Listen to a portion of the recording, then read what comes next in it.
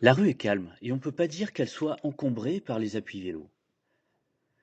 Émerge dans le paysage une petite copropriété d'une vingtaine d'appartements, tout droit venus des années 1960. Les volumes sont simples, le toit plat, le parking souterrain et le gazon bien tendu. Le béton est d'époque et de qualité, les murs peu encombrés d'isolants et le simple vitrage n'a pas encore complètement été exterminé. Il paraît qu'ici, on s'imagine accueillir quelques voisins en plus sur le toit. On se voit bien se promener dans des espaces verts luxuriants dotés d'un potager prolifique, ajouter de nouvelles façades pour donner un coup de jeune, dédier un bout de parking au vélo et au bricolage, et discuter de la gestion du composteur collectif dans la toute nouvelle salle commune. Ce ne sont à ce jour que des idées en l'air, et rien ne dit que ce soit le futur que choisiront les habitants. Mais il se trame bel et bien quelque chose. Il faut dire que le nouveau syndic de la copropriété ne s'est pas cantonné à mettre à jour les coordonnées bancaires de chacun et à changer le logo des notes sur les encombrants punaisés dans la cage d'escalier. Mise à plat des contrats pour trouver des prestataires conscients, identification des potentiels de mutualisation et de valorisation des espaces communs, lancement d'une réflexion globale sur l'adaptation climatique de la copropriété, les chantiers ouverts sont nombreux et touchent la structure bâtie comme la vie quotidienne de tous les habitants et pas seulement celle des propriétaires. Tout ça sans le début d'une transition de proximité. Vous savez, celle dont on a besoin, celle qui irait au fond des choses et qui changerait vraiment la donne, cage d'escalier par cage d'escalier. Celle qui parlerait autant de carbone que d'habitants et de partage. Le chantier de la métamorphose de ces copropriétés qui logent un tiers des Français est vaste et à peine engagé. Intensification des usages, végétalisation, densification, accueil des mobilités douces, décarbonation, adaptation au climat qui change et résilience aux nouveaux risques. Chacune doit faire sa mue pour entrer vraiment dans le XXIe siècle. Alors, Aurore Magnien et Thomas Maréchal ont décidé de s'y mettre, en créant Partie Commune. Il y a des moyens plus attrayants pour changer le monde que de créer un syndic de copropriété, mais à bien y réfléchir, leurs pistes méritent d'être suivies.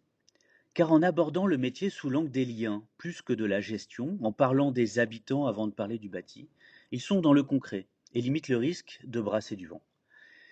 Il n'y a plus qu'à miser sur le fait qu'ils grandissent vite et que cette idée de syndic d'intérêt général essaime ailleurs. Alors, on visite aujourd'hui avec eux cette copropriété qui se rêve une seconde vie.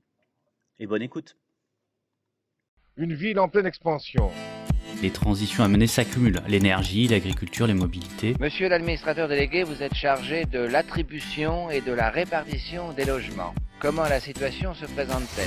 C'est une contribution au débat sur l'artificialisation des sols et les questions d'étalement urbain.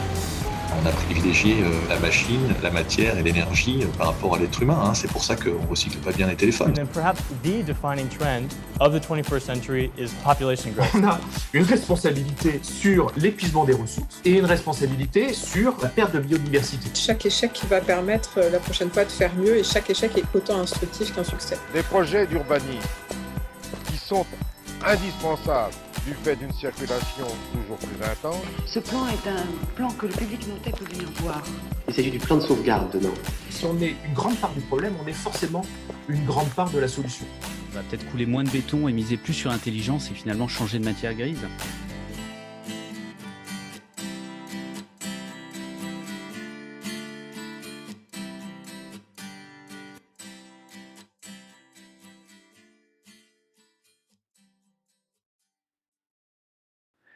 Aurore Magnien, Thomas Maréchal, bonjour. Bonjour. Bonjour Sylvain. Alors, est-ce que vous pouvez commencer par, je sais pas, vous présenter déjà, puis m'expliquer où on est là? Alors, on est dans une résidence qui est rue Thomas Maisonneuve, pas très loin des bords de l'Erdre à Nantes. Et nous, on est le syndic Partie Commune. Donc, syndic Partie Commune, on est un nouveau syndic puisque notre entreprise a 1 an et demi qui est sur la métropole de Nantes. Et nous sommes donc syndic de copropriété de cet immeuble. Alors, c'est quoi cet immeuble? Eh ben, donc c'est un immeuble de 19 lots qui fait 3 étages de haut avec un joli espace extérieur qui doit faire environ 300-400 mètres carrés, quelque chose comme ça. Et grosso modo, 50% de copropriétaires habitants et 50% de locataires divisés en 2 cages d'escalier. Et c'est un endroit où il fait assez chouette vivre, j'ai envie de dire. On est quoi, sur un bâtiment des années 50-60 ? Ouais, on est fin des années 50, début des années 60, exactement. De mémoire, le règlement de copropriété est de 1958. Donc, on est vraiment sur une belle construction béton avec des évacuations d'eau de pluie en extérieur, une toiture plate. Et voilà ce qu'on peut en dire. À Vinay, ça a l'air à la fois bien entretenu et en même temps un peu dans son jus. C'est pas encombré par l'isolation. Il y a quelques sujets pour passer le 21e siècle. Exactement, on voit que les copropriétaires ont fait l'effort de réviser leur menuiserie, donc on voit pas mal de menuiserie PVC, mais tout le reste c'est vraiment dans son jus. Il y a eu un petit travail qui a été fait sur les balcons pour essayer de les améliorer, mais on voit qu'il y a quand même beaucoup de mousse qui commence à se déposer, et là on n'est pas sur la toiture, peut-être qu'on y montera tout à l'heure, mais la toiture elle est pas dans un très bon état. Alors, qu'est-ce que vous faites ici, en fait ? Vous arrivez comme syndic nouvellement, en fait. Comment ça se passe ? Vous arrivez ? On est syndic depuis le mois de juin de cette copropriété. Et justement, il y a le conseil syndical qui est très actif et tous les copropriétaires ici qui sont venus nous chercher parce que justement, ils envisagent de faire des travaux importants, notamment de rénovation énergétique et aussi des gros travaux de plomberie, puisqu'il y a un petit sujet sur les évacuations d'eau dans cette copropriété. Et ils se sentaient pas en confiance, plus en confiance avec leur ancien syndic qui est une assez grosse structure et pas forcément raccord en termes de valeur sur la manière dont eux comptaient mener ce projet, parce qu'ils sont déjà dans une dynamique de coopération qui est assez importante dans cet immeuble, et ils se sentaient pas compris, pas écoutés et pas en confiance. Et nous, du coup, l'objectif ici, c'est à la fois de faire le métier de syndic de la manière dont nous on le porte, donc avec de l'éthique, de la présence, un rapport humain où on écoute tous les habitants, on gomme un petit peu cette notion entre copropriétaires et locataires, puisque nous on s'intéresse au vivre ensemble dans les copropriétés. Et aussi là, du coup, de les accompagner sur la partie technique et juridique du montage du projet de rénovation énergétique. Alors, ça commence par un audit, un état des lieux, je sais pas comment vous appelez ça. Exactement. Alors, ça commence par ce qu'on appelle le DTG, qui est le diagnostic technique global de l'immeuble, qui comprend un audit énergétique, mais également différents audits techniques de toute la copropriété, des plans. Donc ça, c'est fait en général. Nous, là, justement, il y a une assemblée générale qui a eu lieu il y a quelques jours et ils ont choisi un duo avec un cabinet d'architectes et un cabinet de thermiciens pour faire tous ces diagnostics-là. Et suite à ce diagnostic global, qui est une espèce de photo générale de tout ce qui se passe au niveau technique dans l'immeuble, on va pousser 3 scénarios pour voir ce qu'il y a possible de faire pour juste entretenir l'immeuble et le maintenir dans un état de bon fonctionnement.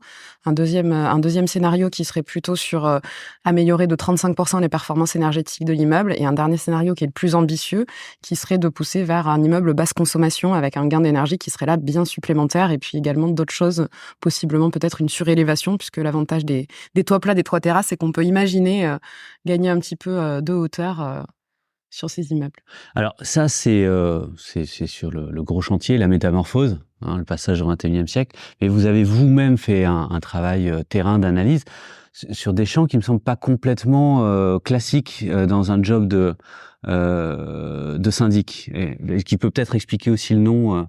Exactement. Le nom de votre structure. Donc du coup, nous, on a créé un outil qui s'appelle l'audit. Alors on l'a nommé comme on s'appelle, l'audit partie commune. Et c'est ce qu'on fait en fait à chaque fois qu'on gagne un contrat de copropriété, c'est-à-dire qu'on entre en gestion. Dans les 3 à 4 premiers mois, on audite 2 grands pans. Un premier pan qui va être l'ensemble des contrats et des charges qui pèsent sur la copropriété, et dans lequel on va proposer en fait des prestataires qui soient ou plus locaux ou plus vertueux dans le sens social, dans le sens écologique, ça peut avoir plein de valeurs différentes, et aussi qui soient potentiellement plus économiques. Et parfois, on arrive même à trouver des acteurs qui cochent toutes les cases, c'est-à-dire plus locaux, plus vertueux et plus économiques. Alors là, c'est quoi ? C'est un jardinier, un assureur, un banquier, c'est tout ce qui tourne autour du bâtiment. Sur Thomas Maisonneuve, par exemple, ça va être, sur tout ce qui tourne autour du bâtiment. Sur Thomas Maisonneuve ici, ça va être, par exemple, le jardinier. Du coup, on était sur une entreprise d'entretien d'espaces verts qui était assez classique et pour lequel il n'y avait pas forcément de plainte au niveau de la qualité du travail. Mais par contre, on a réussi à trouver un artisan qui se déplace à vélo avec une remorque, qui fait un travail qui est non mécanique, et donc du coup dans lequel en fait le respect de l'environnement est poussé à son maximum. Et ce qu'il a aussi de particulier, c'est qu'il associe les habitants à sa démarche, et donc il accompagne pour le potager, il peut accompagner pour le compost, et si les habitants ont vocation à vouloir apprendre de ces savoirs, et ben lui est disposé aussi à transmettre ces savoirs. Alors, les prestataires, un certain nombre d'intervenants qui tournent autour de la copro, mais pas que. Dans cet audit, il y a d'autres trucs. Exactement, ça c'était le premier volet sur les prestataires. Le deuxième volet, c'est ce qu'on appelle l'audit des potentialités des espaces communs, dans lequel on va interroger en fait toute cette notion de partie commune pour voir qu'est-ce que les habitants peuvent faire ensemble, quelle dynamique de recréation du lien humain on peut créer au sein des copropriétés. Alors sur Thomas Maisonneuve, elle existait déjà un petit peu, donc finalement nous on vient apporter un nouvel élan là-dedans.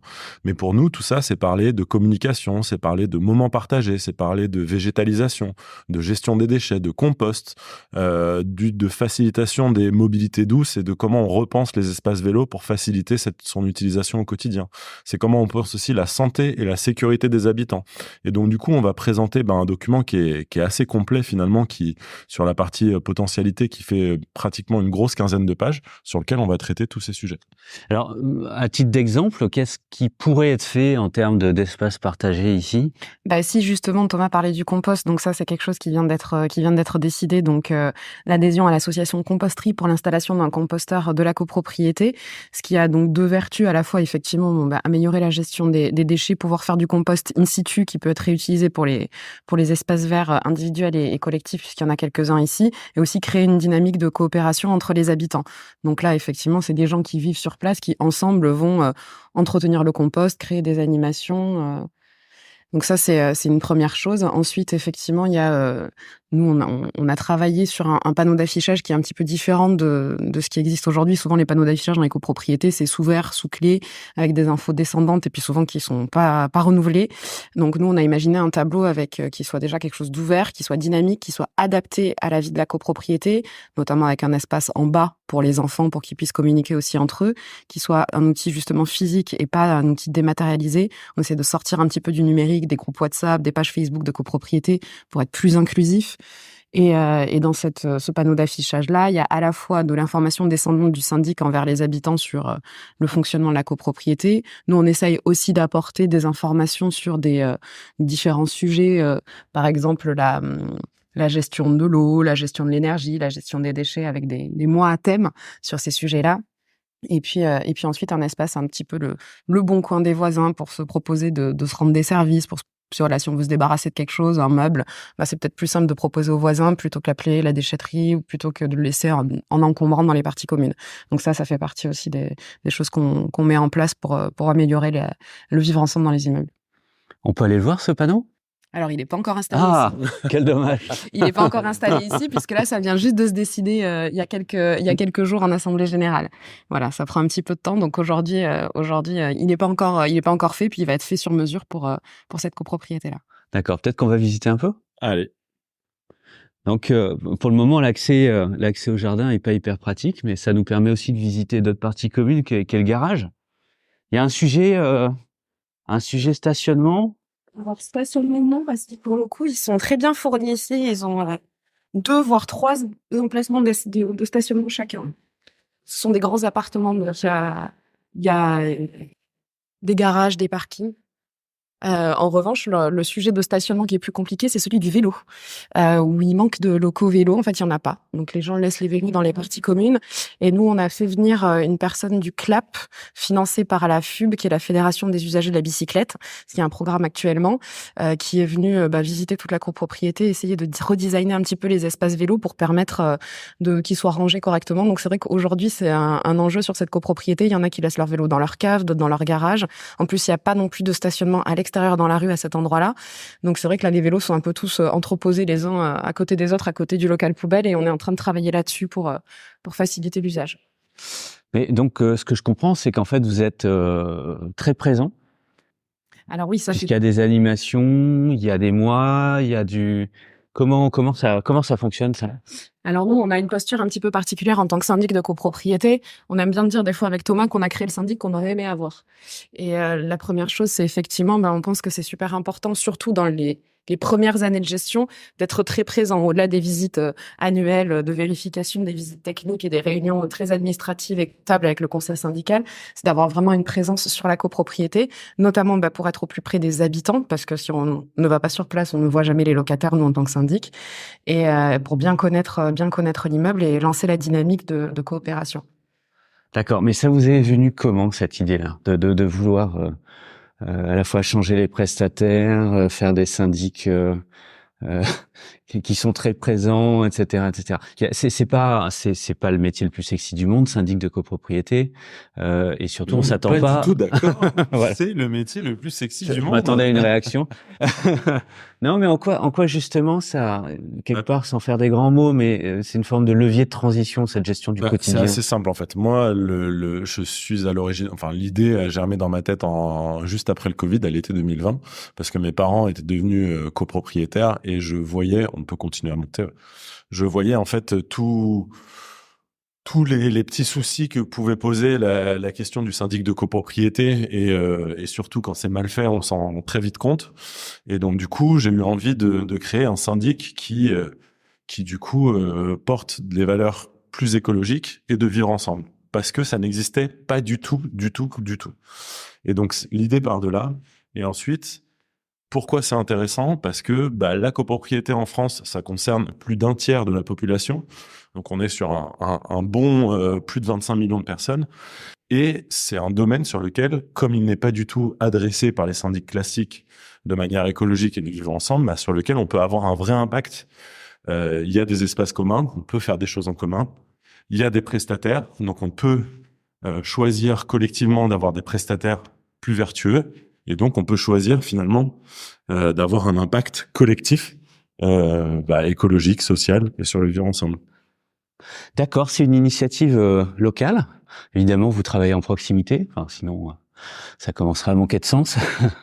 Il y a d'autres acteurs dans la filière, d'autres acteurs de la profession qui se positionnent comme ça. Est-ce que c'est un métier qui amorce sa mue, sa transformation, ou est-ce qu'on est encore sur des initiatives ponctuelles? Alors c'est un métier qui commence à être un petit peu poussiéreux, qui date de l'époque de Pompidou.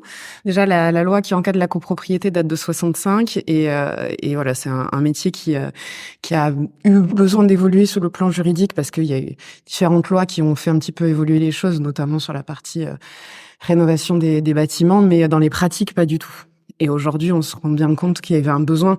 C'est vrai que c'est pas forcément le métier le plus sexy du monde. Moi, je suis d'accord. Hein. Pourtant, c'est ma formation de base. Mais moi, j'avais quitté ce métier pour y revenir là maintenant pour le faire justement autrement. Et il y a pas d'acteurs qui font ça. Il y a pas d'acteurs qui font ça, qui ont cette vision aussi globale sur ces sujets-là.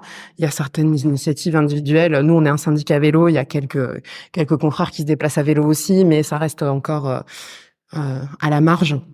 Et puis, il n'y a pas de vision sur ces enjeux de transition écologique, sur les usages qui, pour nous, sont très importants. Et on le voit notamment sur des immeubles neufs, à l'inverse, contrairement à ici, qui, eux, ont été construits selon les normes actuelles de construction et qui sont, pour le coup, des bâtiments qui, écologiquement, sur le bâti, pourraient bien fonctionner avec très peu de consommation d'énergie. Sauf qu'en fait, si les usages sont pas là, si les gens ouvrent les fenêtres, mettent le chauffage à 23 et continuent à jeter leurs épluchures dans la poubelle, même s'ils ont un composteur et même s'ils ont un immeuble basse consommation, en fait, ça fonctionnera pas. Donc, c'est très important d'accompagner ça et ça nécessite effectivement de la présence, ça nécessite de l'animation. Et aujourd'hui, on est les seuls à porter ce discours-là. Et je pense, ce qui nous distingue aussi, et ce qui est très important, et notre porte d'entrée là-dedans, c'est d'avoir de l'impact. C'est vraiment l'objectif de Syndic Partie Commune. Et c'est en ça qu'on rend le syndic sexy, en fait. C'est qu'on essaye justement d'amorcer des dynamiques. Et nous, on est en train, notamment par l'intermédiaire de l'ADEME, de mettre en place notre mesure d'impact. Et l'idée aussi, c'est de montrer que notre action, elle change quelque chose. Et qu'on n'est pas juste là pour avoir un beau discours ou faire de la com, en fait. On veut avoir un impact, comme on l'a cité tout à l'heure, sur la question du commun, sur la question des prestataires, de quel fournisseur d'électricité on va choisir, comment on répartit les tantièmes. Enfin, je sais pas, il y a tellement de choses qu'on peut faire en fait à l'intérieur de la copropriété que ça serait dommage d'oublier complètement ce pan, on va dire, de l'habitat. Alors en termes d'impact, dans 5 ans, si tout va bien ici, c'est quoi l'impact à la fois sur le lieu, sur son organisation et puis évidemment surtout sur ses habitants? Si on rêve un petit peu, parce qu'aujourd'hui, on en a parlé un tout petit peu tout à l'heure sur la question de la surélévation, si on imagine que ce scénario-là est poussé, ce bâtiment, il va avoir une tête qui va complètement et radicalement changer, ne serait-ce que parce qu'il va y avoir un étage supplémentaire, avec possiblement 3, 4, voire 5 logements. Aujourd'hui, il y a aussi la question de en créant cet espace supplémentaire, possiblement créer du commun supplémentaire, parce qu'on peut imaginer que, effectivement, il y aura peut-être 4 logements, mais il y aura peut-être aussi une bibliothèque partagée ou un espace détente, ou parce qu'on est quand même, on se rend pas trop compte parce que là on est en format podcast, mais on a une vue sur l'Erdre, beaucoup de verdure et une vue complètement dégagée, donc c'est archi lumineux, donc c'est très très chouette. Donc on peut imaginer aussi que les habitants aient envie de s'approprier cet espace-là. Et ensuite, créer cet espace-là, ça veut aussi dire baisser les charges. Et donc du coup, c'est à la fois plus intéressant écologiquement et plus intéressant aussi financièrement.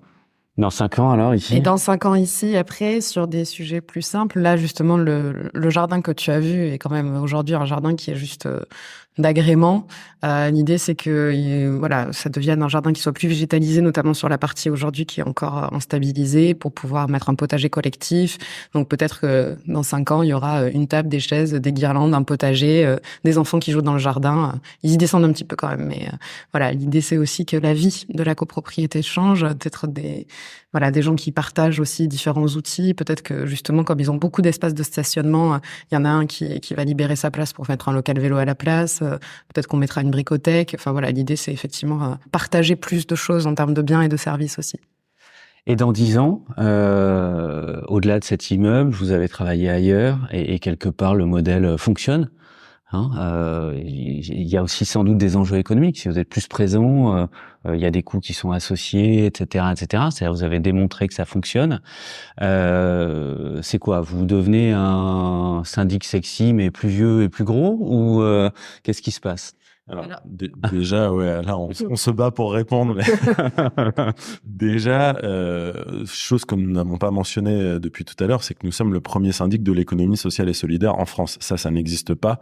Et c'est dans nos statuts, nous sommes une entreprise de l'économie sociale et solidaire, donc à lucrativité limitée et devant respecter un certain nombre de règles pour rentrer dans le cadre de l'économie sociale et solidaire. Aujourd'hui, le projet, c'est aussi de créer du commun comme entreprise et de créer le premier syndic qui devienne une SIC, c'est-à-dire une société coopérative d'intérêt collectif.